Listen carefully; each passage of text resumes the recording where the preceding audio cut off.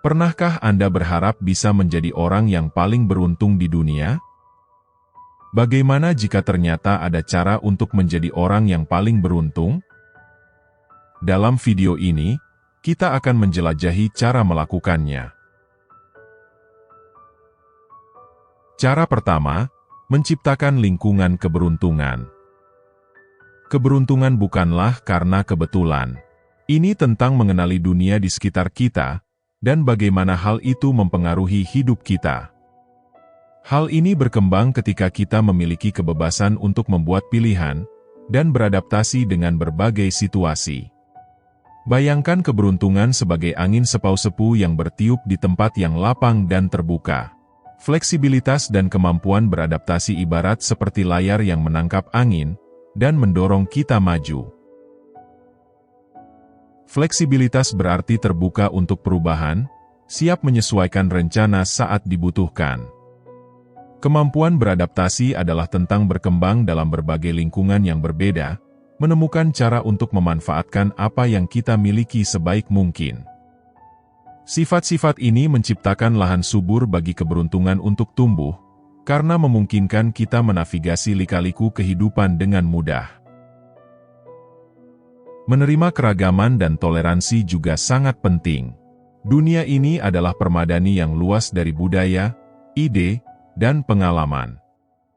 Ketika kita membuka hati dan pikiran terhadap keragaman ini, kita mengundang perspektif dan peluang baru ke dalam hidup kita.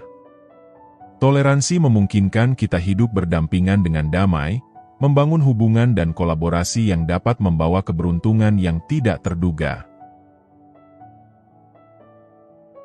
Cara kedua, kekuatan positivitas.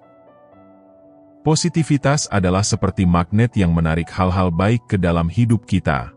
Ketika kita menjalani hidup dengan pandangan yang positif, kita menjadi lebih tangguh dalam menghadapi tantangan. Optimisme menggerakkan kemampuan kita untuk bangkit kembali dari kemunduran, dan menemukan solusi kreatif terhadap masalah. Bayangkan positivitas sebagai cahaya yang menerangi bukan hanya jalan kita sendiri, tetapi juga jalan orang-orang di sekitar kita. Ketika kita memancarkan kegembiraan dan optimisme, kita mengangkat orang lain dan menciptakan dampak positif di dunia. Interaksi kita menjadi lebih bermakna, membangun hubungan yang lebih mendalam, dan membuka pintu terhadap peluang baru. Memanfaatkan kekuatan positivitas bukan tentang mengabaikan kenyataan atau menyangkal kesulitan, tetapi tentang memilih untuk fokus pada hal-hal baik dalam hidup, tidak peduli sekecil apapun itu. Dengan mengubah perspektif kita ke arah rasa syukur dan penghargaan, kita membangun pola pikir yang menarik keberuntungan dan kelimpahan. Positivitas bukan hanya keadaan pikiran, tetapi adalah cara hidup. Ini tentang memilih kebaikan, kasih sayang, dan harapan dalam setiap situasi. Ketika kita mewujudkan positivitas, kita menjadi mercusuar cahaya di dunia yang terkadang gelap, menerangi jalan menuju keberuntungan dan kebahagiaan bagi diri kita sendiri, dan orang-orang di sekitar kita. Cara ketiga, meningkatkan keterampilan. Kesuksesan seringkali datang dari pembelajaran yang terus-menerus, dan latihan yang sengaja.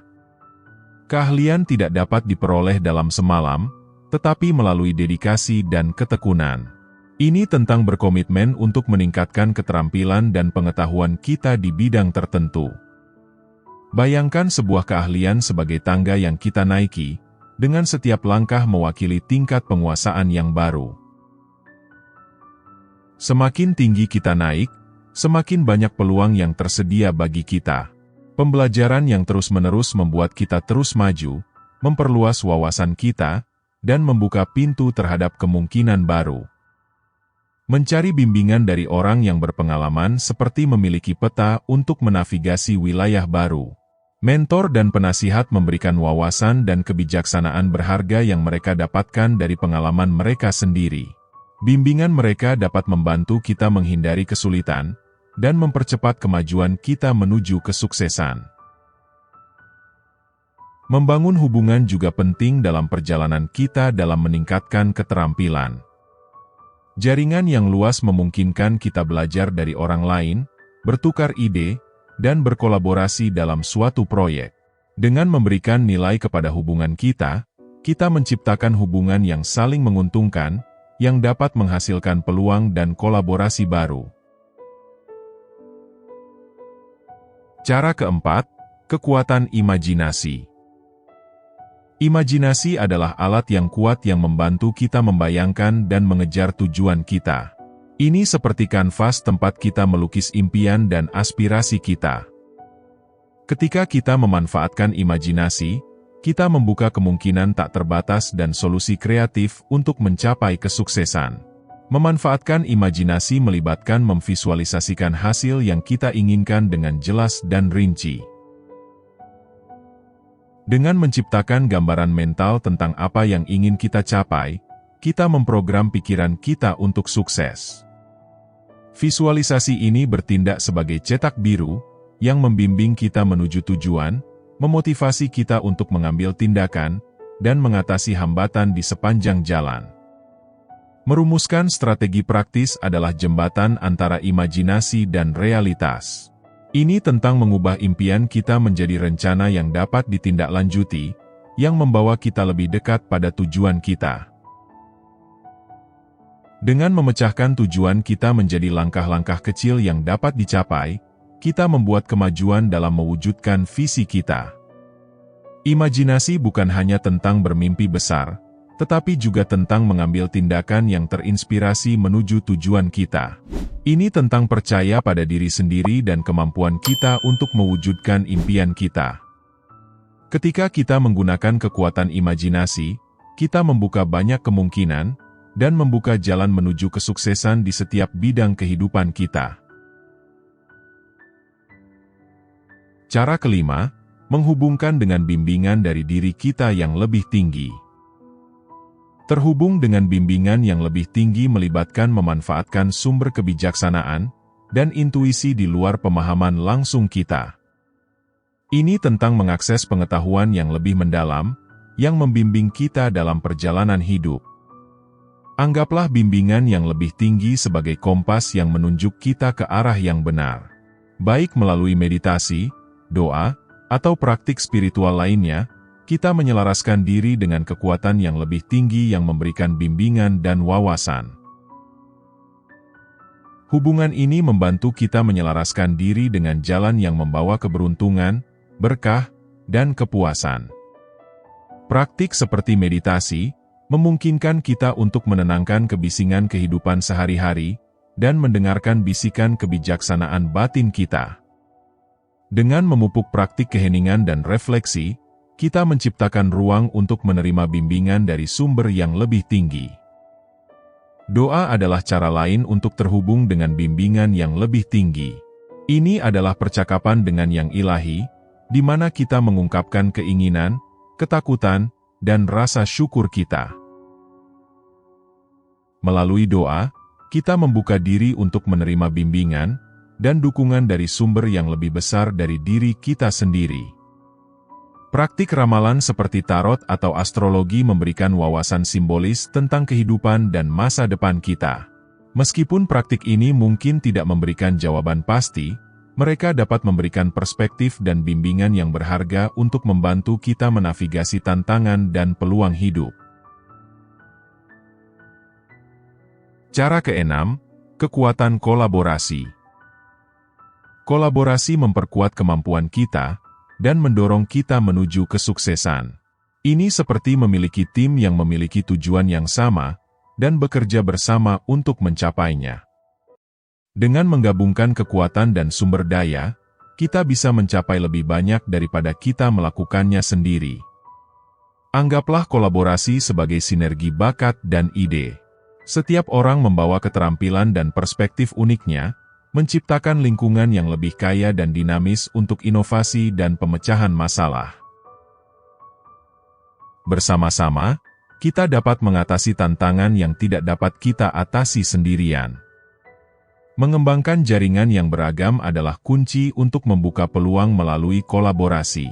Ketika kita mengelilingi diri kita dengan orang-orang dari latar belakang dan disiplin yang berbeda, kita mendapatkan akses terhadap wawasan dan perspektif baru. Hubungan ini dapat menghasilkan kemitraan dan kolaborasi yang tak terduga, yang membuka pintu terhadap peluang baru. Mencapai hasil yang luar biasa seringkali memerlukan kerja sama tim. Dengan bekerja bersama menuju tujuan bersama, kita dapat mencapai prestasi yang tidak mungkin dicapai oleh seorang individu saja. Kolaborasi mendorong kreativitas, inovasi, dan sinergi, yang memungkinkan kita mencapai lebih banyak bersama daripada yang bisa kita lakukan sendirian. Cara ketujuh, penyembuhan emosional dan pengampunan. Penyembuhan emosional adalah perjalanan menuju keutuhan dan kedamaian batin. Ini tentang mengakui dan memproses emosi kita, melepaskan rasa sakit yang terpendam, dan membangun rasa ketahanan dan kesejahteraan. Bayangkan penyembuhan emosional seperti merawat luka di hati. Sama seperti luka fisik yang membutuhkan perawatan dan perhatian untuk sembuh, luka emosional juga membutuhkan perhatian dan kasih sayang. Dengan mengakui rasa sakit kita, dan membiarkan diri kita merasakan dan mengekspresikan emosi, kita memulai proses penyembuhan. Pengampunan adalah alat yang kuat dalam perjalanan penyembuhan emosional. Ini bukan tentang membenarkan atau memaafkan perilaku yang merugikan, tetapi tentang membebaskan diri kita dari beban dendam dan kemarahan. Ketika kita memaafkan orang lain dan diri kita sendiri, kita melepaskan beban emosional yang menahan kita, dan membuka ruang untuk penyembuhan dan pertumbuhan. Melepaskan dendam ibarat melepaskan jangkar berat yang membebani kita. Ini memungkinkan kita untuk maju dengan lebih mudah dan anggun, tanpa terbebani oleh masa lalu. Dengan melepaskan cengkeraman emosi negatif, kita menciptakan ruang bagi positivitas, kegembiraan, dan peluang baru untuk mengalir ke dalam hidup kita. Penyembuhan emosional dan pengampunan adalah proses berkelanjutan yang memerlukan kesabaran, kasih sayang, dan refleksi diri. Penting untuk bersikap lembut dengan diri kita sendiri, dan memberi diri sendiri waktu dan ruang untuk sembuh sepenuhnya. Dengan memupuk kesejahteraan emosional kita, dan mempraktikkan pengampunan, kita membuka jalan menuju masa depan yang lebih cerah, lebih memuaskan, penuh dengan keberuntungan, cinta, dan kelimpahan.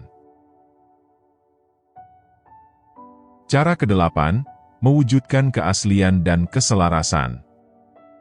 Keaslian adalah tentang menjadi jujur kepada diri sendiri, menerima siapa diri kita, dan hidup sesuai dengan nilai-nilai kita. Ketika kita mewujudkan keaslian, kita menarik peluang dan hubungan yang sesuai dengan diri sejati kita. Bayangkan keaslian sebagai kompas yang membimbing kita menuju ke arah yang sebenarnya.